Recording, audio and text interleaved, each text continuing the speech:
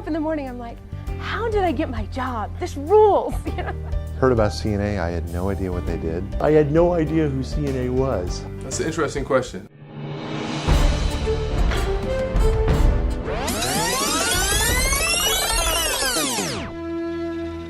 The origins of the Center for Naval Analyses go back to the early months of World War II. The Allies were taking a beating in the Atlantic. Both British and American scientists felt that the disciplined thinking of science could in some way be helpful in the war effort. CNA is a not-for-profit organization. The Institute for Public Research conducts research for numerous agencies, from Homeland Security to the Federal Aviation Administration and many state and local governments. The Center for Naval Analyses is the federally funded research and development center for the Navy and Marine Corps and provides analyses to many other Defense Department sponsors. You're going to care passionately about what you're working on. We work not only with federal agencies, but state and local agencies as well. I think one of probably the most exciting aspects of our work is when we get to be involved in real-world events. And you're an analytical leader. I mean, that people look at you and say, if I ever have a question on that, that's the person I'm going to. And people are going to listen to you. It's a chance to apply the methods of science to a different set of problems. Knowing that that has, an effect on lives and impact.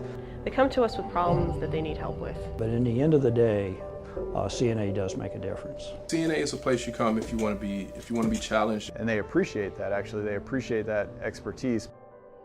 When we sat down to come up with energy ideas and energy goals for the Navy, we just basically took your report and put it on a different letterhead and said, these are our goals.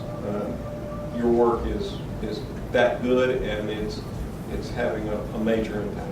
It's only through this type of organization and this type of work that we're going to convince the American public the need to put greater emphasis on issues of energy, climate change, and their consequences.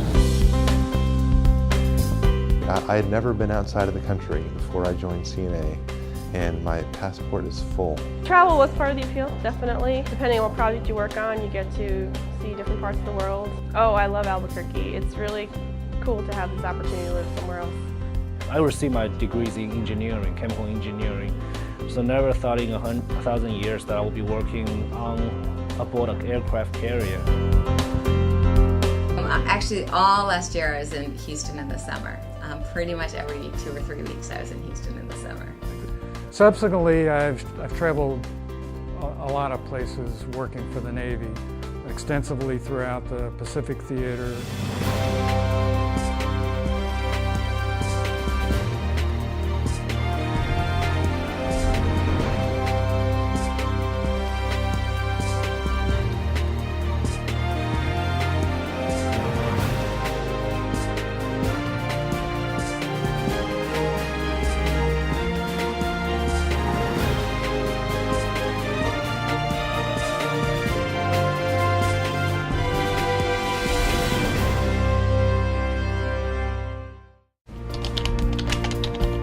I guess that was one of the big factors in me choosing CNA, is I looked at this as a place where I'd want to come to work each day.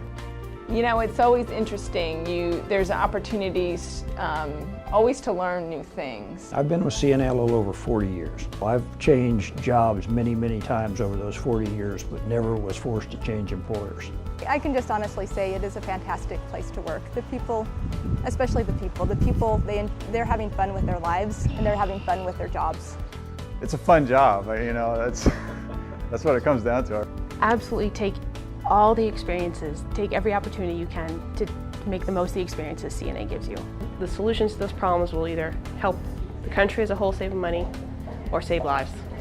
And I don't think there's anything more important than that. So.